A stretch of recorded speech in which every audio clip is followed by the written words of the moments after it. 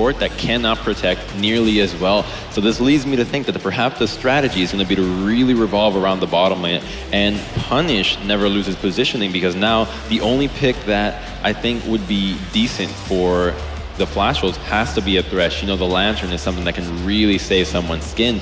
But, you know, the Nami can be punished a lot easier. Yeah, I also think it's interesting to see another team banning out Rumble against TSM. Also a champion that you don't necessarily consider the strongest from Dyrus, but I do know that it's something that they've been playing in scrims, have been practicing a lot. So there may be this, you know, off-screen practice time that's coming into play here and making those decisions. But the Maokai's still up, the Nidalee's still available. So there's a couple of picks that basically Flash Wolves can get 2 of the power picks. Yeah, and I wonder if we're going to see a first pick Maokai. You can see Flash Wolves spending a lot of time on this third ban. They banned the Vi, and so will TSM take this Maokai away? I think it might be a good first choice given what we've been talking about. I think with the removal of the Vi, though, they're really forcing TSM's hand into not going with a complete hard engaged composition.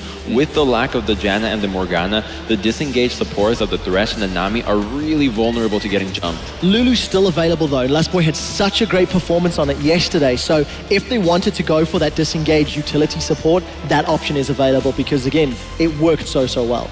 Yeah, Nidalee picked up. We'll see if they lock in that Vi as well. Karza, of course, has been known to play that Nidalee. Maple can certainly handle his Zed, and keeping that away from Bjergsen, of course, is very important. The time ticking away. Think they're going to lock it in? This leads me to think that TSM is just looking to take the Lee Sin. Now, Lee Sin and Maokai are really good at peeling, especially something like a Zed. Zed goes into the backline, immediately gets rooted or kicked out, and all of a sudden, his death mark cooldown of ulting back to safety just gets hacked. Yeah, and yesterday, Cloud9 tried to run the Lissandra into Maple Zed, and it didn't work out in the late game. And Hai just didn't really find the targets that he wanted to. Bjergsen is most likely not going to have the same difficulties if he wants to go that route. And he has also played a fair amount of Lissandra in recent weeks. So there's options and possibilities for them in the mid lane. If he wants to go super aggressive, you could also go LeBlanc. You can argue LeBlanc into Zed skill matchup at some points, but again, options in the middle lane. Yeah, we haven't even mentioned that. I mean, LeBlanc open for Bjergsen. We've seen what he does with that in the NALCS, a very terrifying pick. I would love it so much if they locked in this Rumble, but I just don't think it's going to be. There we go, the Lee Sin switch over. What's going to be the second pick for TSM? Corki, okay, very solid pickup in that second round. I think TSM will eventually have to give enough respect to Maple as to not take the LeBlanc into the Zed and go for an Ahri. Ahri has done very well versus Zed because you can always predict where to throw the charm. Zed automatically teleports you behind the target, while Zed can have an easier time during the laning phase. The worrying thing for the Flash Wolves is that right off the bat, your jungler and your mid lane have no crowd control to lock down anything that TSM has to throw at you. And the Zed Nidalee really is easy to get away with, so they're really not looking to punish Bjergsen in the laning phase, which means that Bjergsen can go with a really greedy pick if he wants to and not be punished for it. We'll see where he decides to lock in. The one thing that does also throw in interest is how Wild Turtle's going to play today. It was a first pick Corki for TSM yesterday when they did pick up their win against World Elite. And traditionally, the missteps and the misplays that you have from Wild Turtle have not shone through in their 2 games yesterday. So safe play, Trinity Force timing, combined with Lee Sin in a front line of Maokai, I think TSM have got a pretty good draft thus far. And speaking of safe, it's going to be Lucian, Nami locked in for the OE Flash Wolves, and, you know, Sword Art having the ability to toss a couple heals in. You know, the peeling with the Aqua Prison is not something that's anywhere near as easy as some of the other supports have, but that tidal wave is still good disengage. And with a champion like Lucian, at least NL has some outs if he gets into a bad situation. So the last round now for TSM, I think Thresh would be a solid pickup for Lustboy, but what else do you think we might see? The last 2 picks from TSM will really determine what the team composition is. I mean, at this point, they could even go with a double AD composition because it would not be punished. And the Thresh Lissandra, this means that this is a really heavy skirmish jungle fighting composition, which is exactly what the Flash Wolves cannot afford to do. Zed gets locked down, and Nidalee just has her poke really won't be that significant in this game unless it can hit on the Lissandra, because other than that, they will have a really easy time forcing it. And Steak has finally, I mean, let's see what the hype's about. Well, Monte Chris has been wanting to see this all weekend long. We'll see if he finally gets the satisfaction of the Aurelia game off of Steak that he was curious about. And Aurelia, it's the first time we've seen her this week as well, too. How do you think this is going to work out for Steak? I just think there's so much importance on this early game for Flash Wolves. They don't have a lot of CC outside of that bubble, and yes, there's a single target stun from Aurelia. But Flash Wolves are going to be looking for skirmishes. I think if Maple can start roaming, work quite well with Casa, maybe they can try to shut people down. But Maokai needs to be held back. Yeah, the teams have chosen their champions. It is time for the very first semi-final here at the Intel Extreme Masters right after this.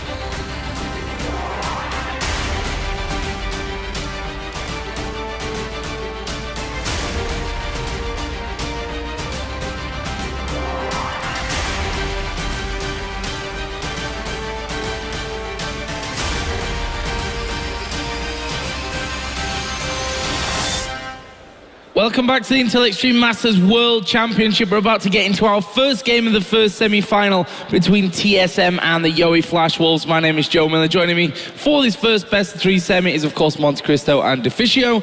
Guys, what do we make of these two setups here? Different setup from the Flash Wolves compared to what we've seen before. Very late game focused normally. This is mid-game skirmish all around. Fantastic strong lanes. TSM gonna have to lane swap here and slow down this early game a little bit. Yeah, I think that if you get into the standard lane setup right here, they will have quite a few issues. Of course, Karsa can just bounce between mid and top lane. There's a lot of kill pressure, and Lucian Nami should be able to hold their own into 2v2. So we'll see how the early warding patterns go. Well, here we go into the game then. TSM versus the Yowie Flash Wolves. Of course, TSM, as they seem to be wherever they go, a crowd favorite. Well, the Yowie Flash Wolves showing that they can bust through these group stages and maybe, just maybe, pull off what would be a huge upset considering the form that we've seen from these two teams so far. But we're going to find out here. TSM moving out of the base right now, actually all together on the top side of the map. And I'm really excited to see what Stake can do on Irelia. We talked about it coming into the tournament. It's been one of his main picks back in the LMS. He's been obviously stuck on the tanks so far. Maokai had a great performance on. First pick by Team Solomate this time around. Stake needs to be a big carry for the team here, and Carson needs to be able to snowball him as well, get him to that Trinity force and become a split pushing force, or simply assassinate Wild Turtle in the back line.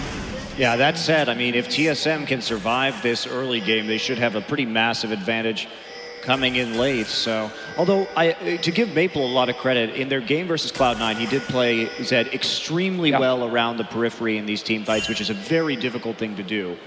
So perhaps he can have that same kind of performance. Deep wards in from the Flash Wolves, coming in to see if they can detect a lane swap, and Turtle and Lustboy splitting up. So Turtle, or what Lustboy is going to do now is he's going to bait this one. He's going to show himself on the ward in the bottom lane because he knows it's been placed by the Yowie Flash Wolves. So now, okay, they think Lustboy and Turtle are going to be on the bottom side. He's going to recall, add his own tower, go top lane here. So this is just mind games, and this is basically going to force the lane swap now from Team Solomate, because the Yowie Flash Wolves are obviously expecting them to start Crooks now, or potentially just stay in the bottom lane. Smart from Lustboy there. I see that NL on Sword Art are still on this bottom side. Actually, we'll be kicking off the blue buff here to help out Karsa. Yeah, getting that small blue minion here, blue golem or whatever it is, seems to get a small XP advantage. It will mean your AD carry and your support in this case get to level 2, 1 minion faster than before. The problem is, Team Solomate weren't in the bottom lane, so now you lost your opportunity of getting a freeze, and that's going to push in to Dyrus here on Maokai. Dyrus already taking the Wolf camp as well with Maokai before TPing in the lane, so the faster level 2. Stake getting harassed, and Lustboy going to get a play off and some more damage. Tried to flay the Q from Stake. That's why he pushed him the wrong way after he'd already come close. But Stake now, I mean, this lane for him, he's already been chunked that he might have to blow a teleport already, and that just opens up for a dive for Team Solomid up in that top lane on their level 1 Irelia. So not looking too good for him here in the start on this Irelia pick. Look at this though, Kaza actually inside of the TSM jungle right now, looking to steal away a red buff, and well, it's going to be pretty much mirrored on the top side of the map. Lustboy's already pulled that one out here to help out his teammate Santorin, and they will be finishing that one off without any real problems. The question is, where do they go after that? There's a ward on the top side to stop Zed really being pushed there, but Stake is still level 1. He's got a ward in that brush as well, so he should see this one coming. But Santorin should go straight top lane here. You don't even need to kill that Irelia, you just need to force her away from the tower because there's so many minions pushing in. If you get a flash, that's just a bonus.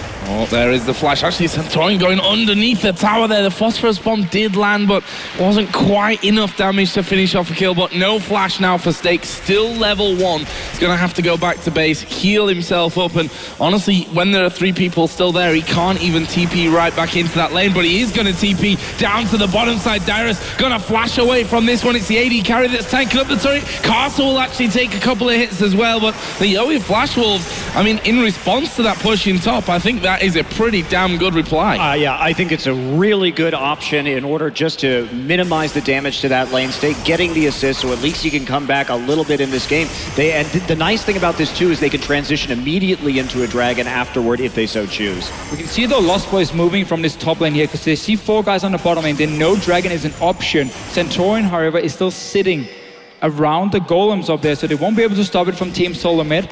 Very nice response from Yowie Flash Wolf. Only problem is Stake is still not getting any farm on this Irelia. He's been denied so much.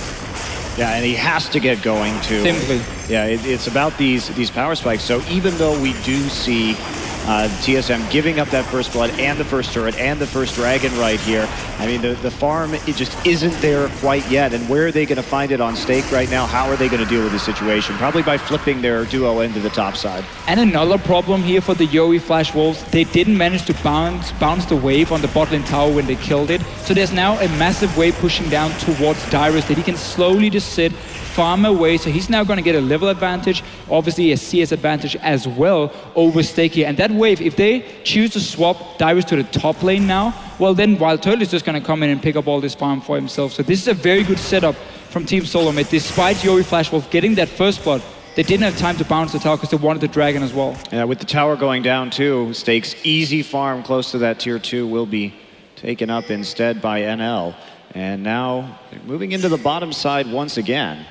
Honestly, they had to put Stake top lane here to get the wave. Yeah. And they sacrificed him completely by giving that farm to Never Lose, because now, look at the wave here. He needs so many players to help him just push the wave into the tower and reset the whole thing, and then Team Solomid can even walk down and dive him if he's caught in the middle of the lane or just gank him. They're coming around though. There are 4 members of the Flash Wolves down on this bottom side. Yeah, that's Lustboy that's going to be basically sacrificed there. Well, he chose to flash over the wall, which I'm not sure was particularly needed there at the end. There's a lot of gap closers, and there's not really any safety coming from that way. So they get the deep wards down, but basically just using Stake like a roaming ganker right now, considering he does have that hard CC. Meanwhile, NL just pressuring the top side, so pretty unconventional tactics from Yowie. And it is bearing fruit immediately, but honestly, TSM not that far behind, only 500 gold, and it's hurting their late game, or just even their mid game so much. For sure, no Trinity Force in the near future for Stake here. And I think Lostboy just got really surprised, because why would there suddenly be 3 guys in your jungle when the wave has been pushed all the way down to your tower and the pressure was supposed to be in the top lane where the AD carry was. So simply just got caught out. Dyrus, though, he might dive a second time again. Yowie Flash Wolf, they want him. Oh, Carter coming in from this one. Santorin is there as well, but NL already got the damage here to finish off this kill, and that's Dyrus going down twice in a row. And that means that this second turret for the Yowie Flash Wolf should be falling as well. They're just waiting for another wave to actually get close to that tower so that they can get in there and do the damage. But that one is well and truly going down. So the Flash Wolves got the outer, top, and bottom turrets. Now, Stake is being helped out by the global gold from the turrets and the 2 assists that he had, but at the end of the day, he's still level 2. And I mean, with Dyrus is already up there at 5, this is going to be hugely problematic. This Aurelia just is probably not going to be able to do much in this game. You fall this far behind on Aurelia, you have massive issues. Yeah, and right now, Stake has 400 gold less than his support. And that says a lot when you need to get a Trinity Force and your support is like, yeah, well, I have more gold than our top lane Bruiser carry here. Stake definitely in problems. Yuri Flash Wolf, however, they sacrifice him on purpose, clearly, because they're giving all the farm over to Neverloose. They are pressuring around the AD carry instead, trying to get him as far ahead as possible compared to a Corki. Maybe try and match the mid-game spike of Wild Turtle and keep it even that way.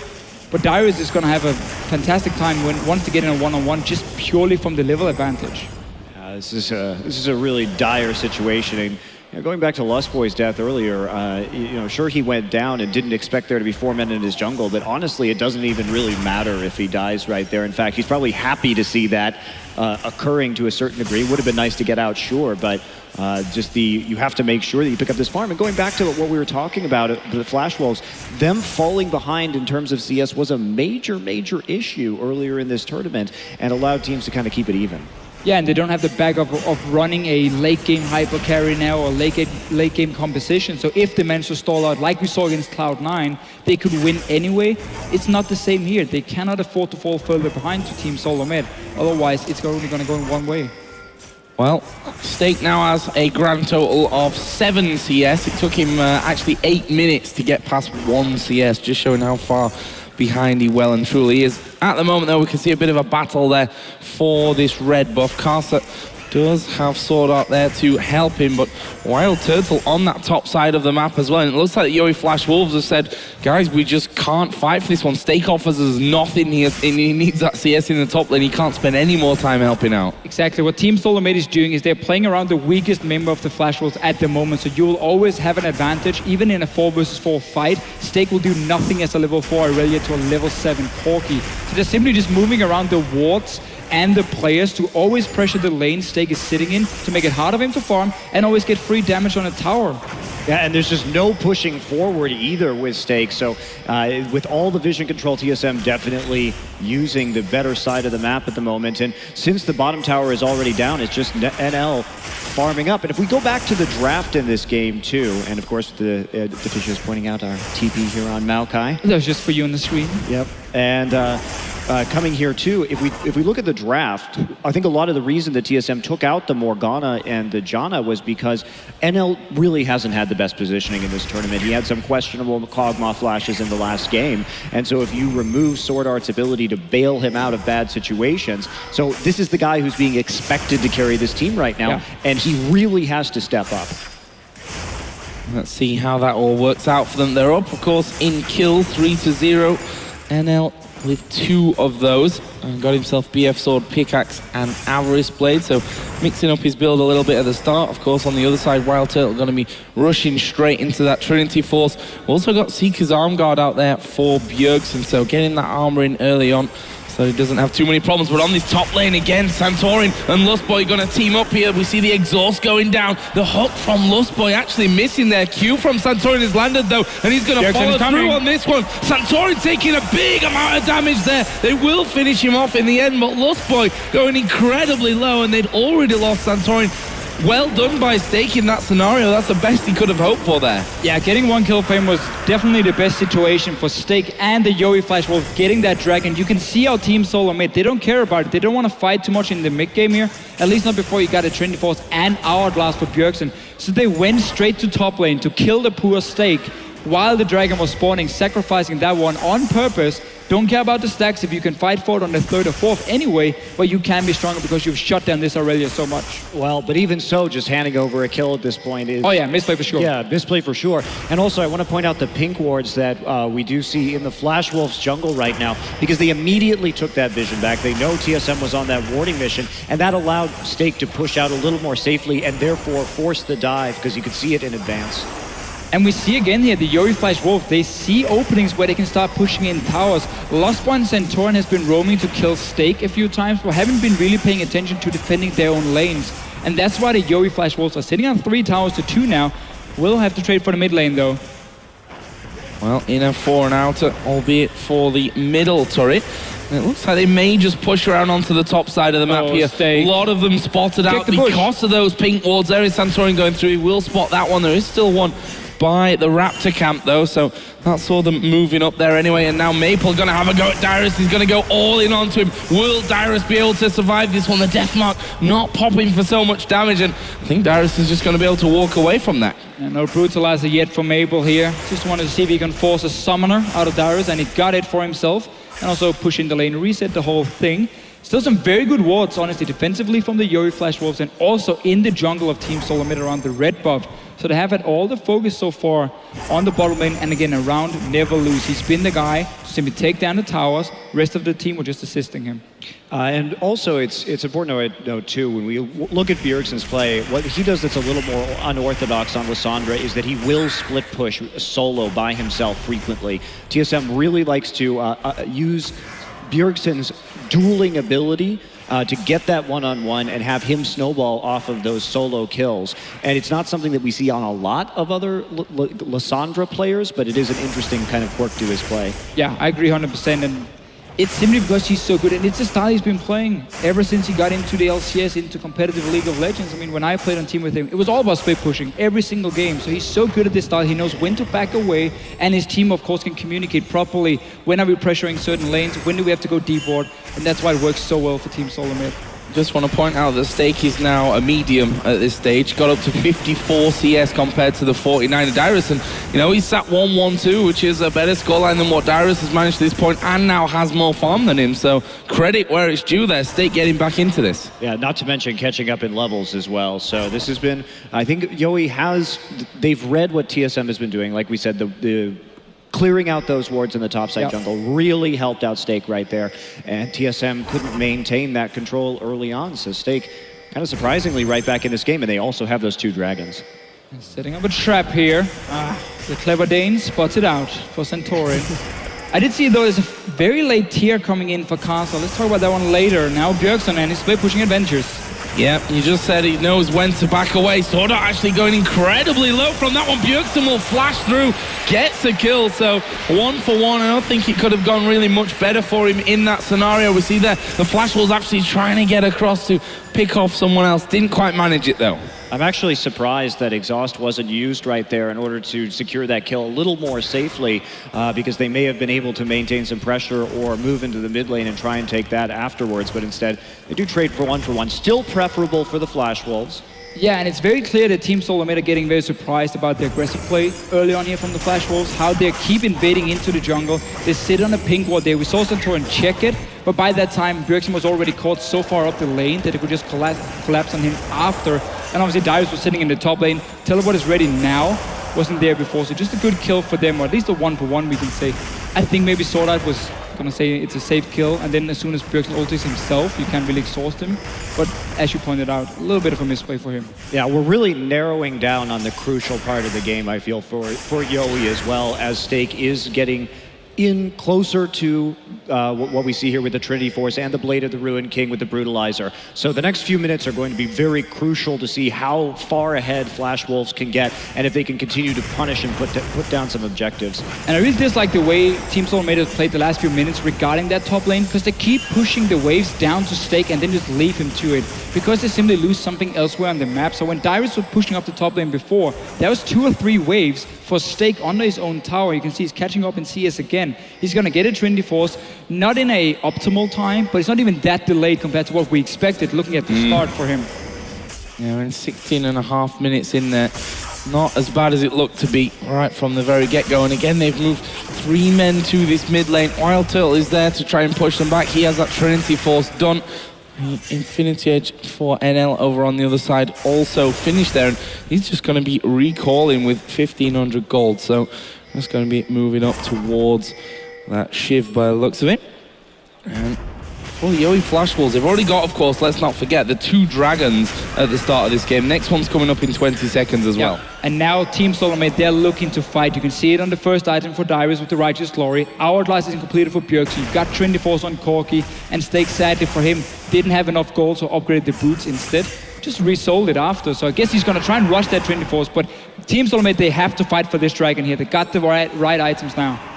We'll see if if Yowie wants to go for it or not. We've seen Steak try and TP in probably when he should be farming or pushing towers instead. In this case, I think you can give it up. Go ahead and try and get Steak to complete that Trinity Force, then hit your timing, and don't take it as a big risk. You've already got 2. You don't really need to invest right here. And one thing about that Righteous Glory, though, is it does give that sense that they're trying to play the same game they did against CJ, which is very rapid picks. One thing about TSM is that because they built this Righteous Glory, they actually are going to be a very low damage team composition in the late game, which is something to worry about, because if Yowie does get tanky enough, or they, at the very least, just survive the cooldown rotation from Lissandra, they can actually continue to scrap out a team fight. Yeah, and we know that's the style Yowie Flash Wolves wants to play and have played already at this tournament here. When Lissandra goes in, you see the entire team simply kite back. Maple doesn't just jump in on the first opportunity. No, they kite back first, they blow that ulti from Lissandra, and then you see the re-engage. Obviously also the likes of Hexdrinker and so on for Maple can be very, very useful. And for Steak even, if he wants to go for a second damage item. The other thing about Glory, too, is that it will make it harder to counteract split push from Aurelia. So, going for a more defensive item first can increase your odds of being able to hold on. Yeah, I would assume this means for Dyrus that he's going to get Home Guard as well, and simply use his insane amount of mobility to just sit and clear a wave one-on-one against Aurelia in case there's a split push on his own tower where he got the shield. And then he goes back to base and TP's in behind if the Yowie Flash Wolf ever try to make any plays as a unit. Well, we saw the Flash Force actually there. See how that affects Never Lose. He maybe finds himself out of position, which has not been an uncommon thing, sadly, for Yowie Flash Wolves, but we'll see about that one. They've now pushed again out in this mid lane. TSM will be a little slow to react to this, but luckily for them, those waves working in their favor and shouldn't have too many issues. Are they going to go diving in for this one? Bjergsen probably the man to watch in this scenario with that Zhonya's with his ultimate ready. And, well, decides against it. They back away. Dyrus is on the top side. Yeah, and if you notice right there, the Flash Wolves did a very good job of setting up a slow minion wave push into the top side to see if they could actually use it to help get this mid lane tower down, and Steak wasn't overly pursuing that, but it's not going to work out. They do back out immediately. Yeah, one of the reasons that is so important, even though it didn't result in a tower now, is if you just get Dyrus at least to blow his teleport and you then just back away from that mid lane, you will now have that summoner's advantage onto Bjergsen again, though, the second time. Oh, we are going to see the teleport coming in, and, well, we were talking about baiting the teleport, and that's exactly what they've done. Maple was just forced to use his flash to get away from this one, but there shouldn't be any more problems than that. So no TP here for Dyrus. Steak still has his. But if we talk about important summoners at this point in the game, trading the flash for the TP,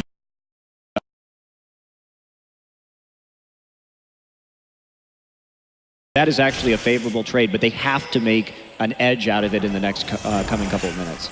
Yeah, Trinity Force is completed for Steak, so he will be strong in the one-on-one, but still very, very squishy if he gets dove by the likes of a Malkan, let's say Bjergsen or Centaurian coming up. But that's where the Yowie Flash Wolf have to keep pressure on more than one lane at once if you want to do 1-3-1, because if only one lane is pushing for you, it's too easy for the other team to just go up and kill that one guy and then go back to the mid or bottom lane and defend whatever tower is being pushed way too slow. So if the Yowie Flash Wolves can set up 2, potentially 3 lanes with the Zed in the other side lane, that's how they can really apply pressure and push Team Soulmate down in a corner where suddenly this mid lane tower will be open because Team Soulmate have to worry about the 2 side lanes being in a bad situation or bad disadvantage. Well, we just saw the recall there from Maple and actually upgrading his boots there, so looks like he may want that extra bit of pace to move down those lanes. TSM actually looking to collapse in onto Steak in his top side. There is that ward there, and Steak already starting his retreat. I'm not sure they're going to be able to cut him off. Bjergsen coming around. Depends here how Santorin can land this Q and where Bjergsen is going to go. There is the Q landing onto Steak. The hook will land as well, and this should be a kill for TSM, but Santorin taking a beating in the process. It's a kill nonetheless. And we just talked about this here. You cannot go and start split pushing if your other lanes are not in a position to punish the team for sending 3 or 4 guys to kill your split pusher. The bottom lane is not in a good spot. Mid lane, maybe they can take a tower for it. Ignore that one because Wild Turtle and Dyrus are already here. So the 2 lanes, the bottom lane and the mid lane, were in a good position for Team Soulmate, and that's why they can go up and kill Steak, who just overextended on his own, and we seriously just mentioned it. Yeah, and also the distortion enchantment coming in to Bjergsen as well, so looking to get that flash up as much as possible. TSM seems to really have found this style of ultra engage at this tournament, and Dyrus a little bit caught out. Yep, a lot of it caught out as well, and ended up going down there. And it's another first kill even for Maple. Yeah, this tower now should go down. Carster's pushed that wave in. We see NL moving around the side as well. Lostboy actually trying to defend that one, but no way they could keep it alive. Had already taken a lot of damage earlier on, but TSM looking to maybe push out and chase this one down. Could argue dangerous without having Dyrus there as well, but either way, they've cleared out that mid lane for now. But the Yoi Flash Wolves looking to turn this one around. There's the ulti from Bjergsen coming in. Deathmark does go down, but they finish off Maple. Can they get any more here, though? Lustboy will be finished on the top side, and this one's surely not over at this point. Bjergsen moving off to the side, and the Yoi Flash Wolves decide they've had enough of that one. Couldn't quite chase any more down. And a 2-for-1, I guess, overall, with Dyrus going down just before it. I think if Stake had teleported just a half second sooner, that would have been an amazing team fight for the Yoi Flash Wolves. By killing Dyrus, they had already set themselves up for the 5v4, but Stake's presence, they didn't engage in time with that. They had to wait for him to arrive for the team fight, and they had the wards in the river as well to try and box them in. They could have herded Team Solo Mid up the river and delivered Stake into the back lines. And that's what we have to remember here. Stake is the main engage for the Yoi Flash Wolves here. You're not going to send in your Nidalee first. Zed, if he jumps in, it's too easy to have your defensive summoners ready or defensive abilities. Simply just kite him back and survive that all in. So Stake needs to be there if they ever want to start a fight. But that's why normally the Yoi Flash Wolves, and also with this comp, it's more about kiting first. If you're in a standard 5 versus 5, get Bjergsen to waste his claw, waste his ulti, and then you can re-engage after. Yeah, that's right. I mean, if you're Flash Wolves, you really want the hourglass blown by Stake being on top of Lissandra. Therefore, it frees up Deathmark for Corki. That's how you have to play these team fights. And here's a Righteous Glory engage. Not going to find anything. Just sending a message. That's all. I'm not sure what message he was really sending, but... The message was, we won't have Righteous Glory for this dragon. Basically, yeah. No Flash either. Message received, I think, from the Flash Wolves there, but if TSM can get this one, it would put the dragon score at 2 apiece. Flash Wolves getting the first 2. There's a big spear onto Lustboy. That might be enough to send TSM packing or not. Bjergsen gonna claw in. They've gone for Sword Art. They get Nidalee down to half health as well. There's the kick onto Casa. Dyrus will follow up. It's Stake in the back lines, but he's already been taken out of this one. And this is not looking good for the Yoi Flash Wolves, or is it? NL's actually gone charging in there. Managed to get himself 2. Will he get 3? He should do here. Bjergsen will come out of the Zhonya's. That's a triple kill for NL. Dyrus is trying to escape down the bottom side, but I think the Flash Wolves here care more for the dragon. It's going to give them their 3rd of the game, plus a 3-for-2 encounter. And that looked so bad in the start here for the Yoi Flash Wolf, but everything from Team Solo Mid were blown onto Casa, the Nidalee here in the fight itself. Neverlose standing there with the QSS, didn't have to use it in the fight at all. Not sure if he got it after though. So he just got the dragon, so no, he had it in the fight, he just didn't use it. And simply everything blown. Notice this on the Nidalee. Ulti from Bjergsen. Centurion is going to blow his ulti as well. Even the snare from Dyrus onto Casa. I mean, the guy's been annoying, but he's not that annoying. You got to blow everything on him. Stake in the backline, and now Neverlose. Notice him just dancing around here. There's no CC left to lock him up, and he's just going to clean house. And Turtle walking forward right there when the rest of his team was so low, pretty much ensured his demise. Bjergsen can't quite make it out with that Zhonya's. I want to point out, too, that now Last Whisper done. But before that fight, he didn't really, Neverlose is ahead. He didn't need that Last Whisper because there's just no armor. Finally, a Shroud down onto Dyrus, but otherwise, he was very free to get that QSS. And again, remember that TSM is dependent on Magic Burst in the late game. And the tank, normally we would see Maokai doing a lot more damage with a Rod of Ages. Not going to be there in this moment, so they have to be mindful of that. And we really see all the focus the Yoi Flash Wolves had on Neverlose in the early game. Always play around him, make sure he can push down towers, he can get all the side lane farm as well. It's been paying off for them because now he's so far ahead in items compared to Wild Turtle, not even completed the Infinity Edge yet for him, or potentially the Bloodthirst into Last Whisper. In that case, we wouldn't need a Last Whisper this early on the Corki. And we talked about NL's some issues with positioning in the last game, but in that last fight, he knew the exact right time to go aggressive. His illusion positioning was very good. And as soon as you see them blow, first of all, the Lissandra ulti on That Who's culling right was there. not- Oh, might even get a kill. whoa. Wow, Dyrus going incredibly low. Wave comes through, NL will dash forward. Dyrus, though, does manage to survive there at the back. We see Maple going deep as well. Oh! Will actually flash in for the kill onto Dyrus. But now TSM pushing out as well. I think it'll be dangerous even now with NL still incredibly high. Meanwhile, Stake has managed to catch out Bjergsen in the top side of the river. Spear won't land, but Stake will get the dash onto him. There is still the Zhonya's available for Bjergsen, but even using that would be probably certain. Deathstream will throw down the ulti onto Stake. He's going to try and keep There's a himself Hexbringer. alive and maybe take one with him, but that is a good spear. Zhonya not used in the end, and that's a 2-for-0 for the Flash Wolves again. And Kaza getting revenge for Team Solomid, blowing everything on him before here, but never lose on this Lucian is so far at Dyrus. He cannot tank all the damage we saw before, and that was the first kill, even though Mabel had to flash in and shadow to get the last kill. Bjergsen tried to flank. Once again, he came from a split pushing position, but Yowie Flash Wolves instantly turned around. There was the Hexbringer for Stake, so he could just keep chasing up, and they got that last kill. It's looking really good for them. They've gotten so many kills in this mid game. They got the early dragons. They got enough MR to survive the burst as well from Team Solomid.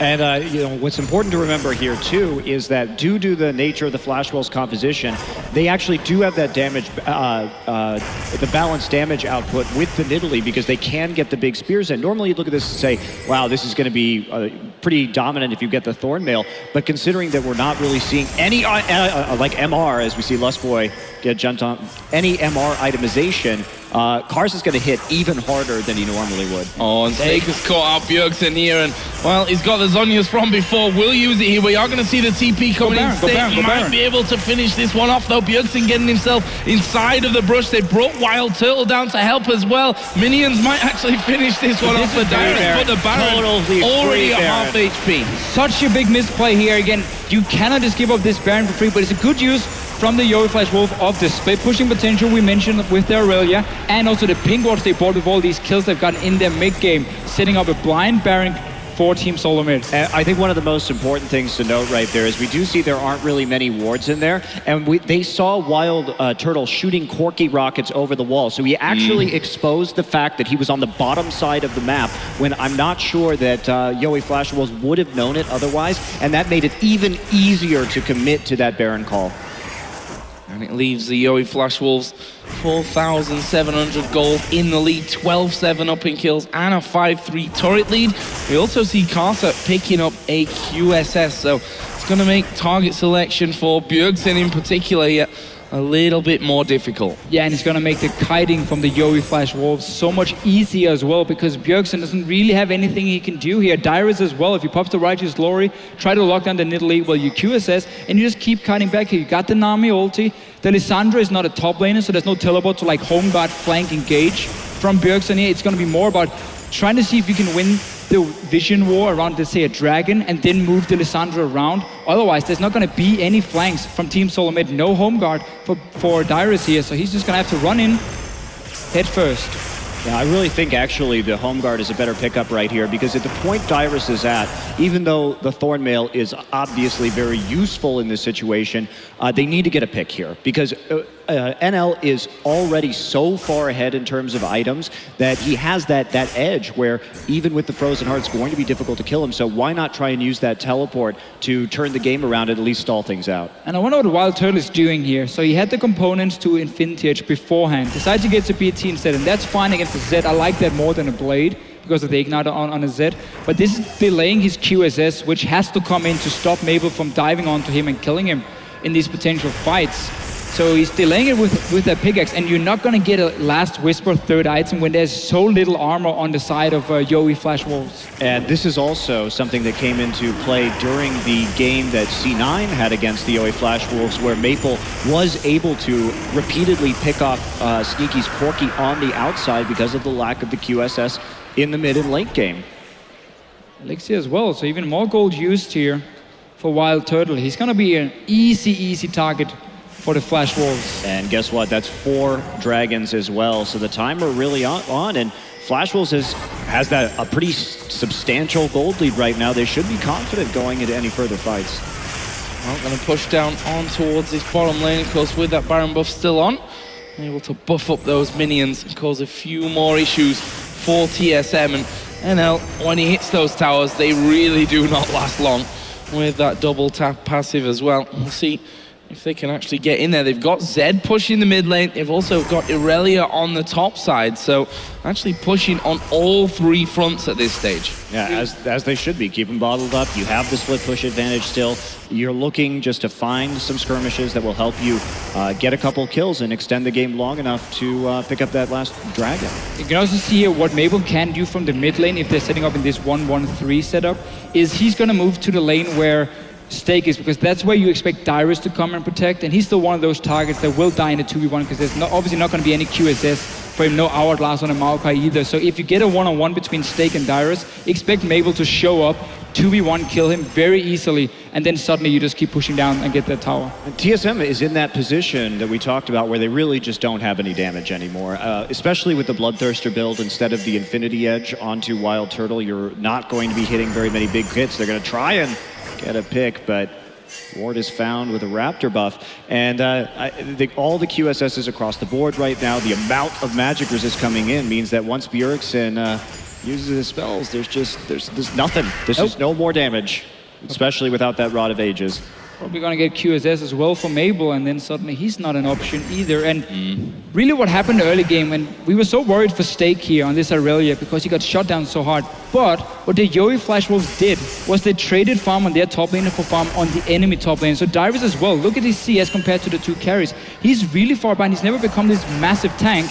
Instead though now, Team Solomid, they're looking to fight. Oh, but Dyrus going to get caught out inside of his own jungle there, will go down, and the Flash Wolves now have a 5 versus 4. There's the slow onto Santorin. We see the push from around the side coming in as well. The spear not quite doing enough damage, but that means they open up this first inhibitor turret. That will go down, the inhib will fall as well, and oh, he's going to be close though. Bjergsen actually diving in, gets QSS out, will use his Zonya straight away afterwards. Can he escape it? No, he can't. Swordart gets that one. Maple actually inside of the base was finished by Santorin, and they've decided not to push through, but that tower's so low. It was actually a big mistake there from NL to take so much turret damage. Of course, using the Nidalee heal and the Bloodthirster shield can allow you to tank for a little bit of time, but it was so easy for him. I mean, NL he got killed so fast he didn't even have a chance to do anything at all right there.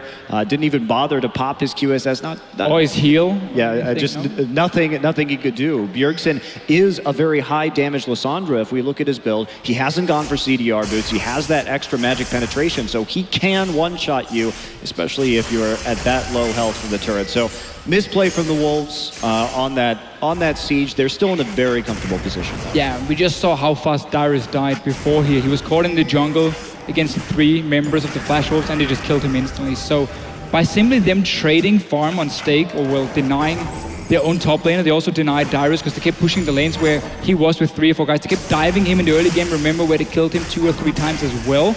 And it simply kept him down, and he was going to be this big late game tank that was going to make Team Solomid being able to somewhat outscale the Flash Wolves because he just would be unkillable. But they really used this mid game so well, and especially used Never Lose on this Lucian.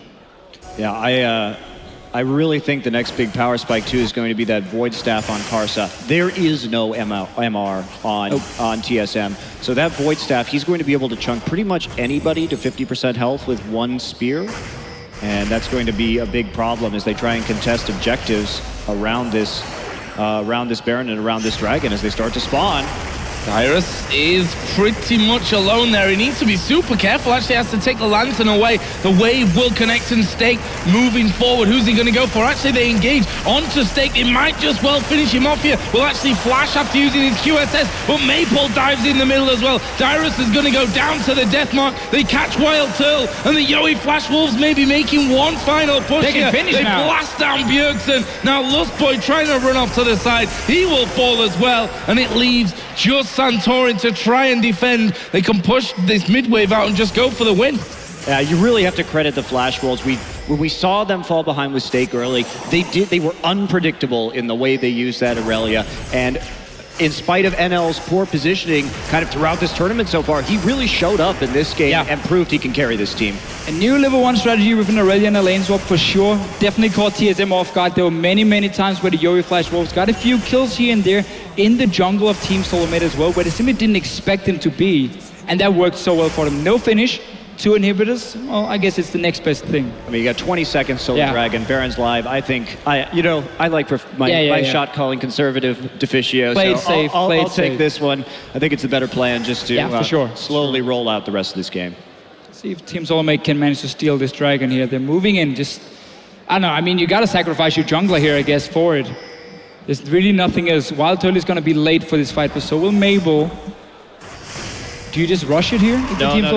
Well, Or do you just try and steal it with your jungler? You die is what you do. Sure. Dyrus was on the wrong side of the pit there. Lustboy with the lantern in.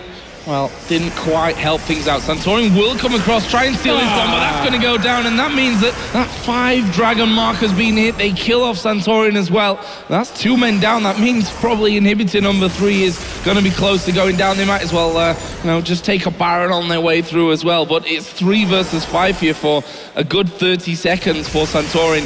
This is looking like it could be the end. Yeah, just Siege right now, when you have the man advantage, if you take Baron, you're back in a 5v5. And this is, I think, the easier play right here, just to finish out this game. And definitely this match, a bit of a surprising upset so far, but the Flash Wolves playing the map really well for the second game in a row.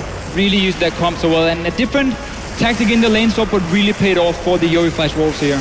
Well, there are both of those Nexus turrets going down. Lustboy will be finished off, and I think they want a few more kills just to sweeten the deal here a little bit for them in game number 1. Bjergsen trying his best to keep going. Did get a last second Zhonya's, but he's finished off with a triple there for NL. Can he get any more? No, he's finished off there with a double for Wild Turtle. Santorin trying to actually kill off Stake here. Will manage to do that as well. And I don't think Sword Art can particularly stand up to him. They've got super minions onto the Nexus itself. He misses the Q, and Sword Art is going to try and win the game right here. We'll go straight in there. There is the Q actually landing, but he's too low. Sword Art's going to kill him. There is the ace for the Yowie Flash Wolves, and that will also be slowly but surely given. The Nexus going down. Expect Nami here. You gotta get that finished when it's the IEM. So game number 1 going over to the Yowie Flash Wolves. We said this is the underdog team so far. TSM looked great in their 2 previous games. Yowie Flash Wolves stepped it up big time They today. really did, and I think the big key in the next game has to be Flash Wolves are on the blue side. Yeah. They have the Maokai advantage. We've seen that Stake can muddle through on that champion. Now the Aurelia threat as well. So how do the pick and bans go? Because the Flash Wolves do have that choice of taking it away. And will TSM be able to perform without that pick?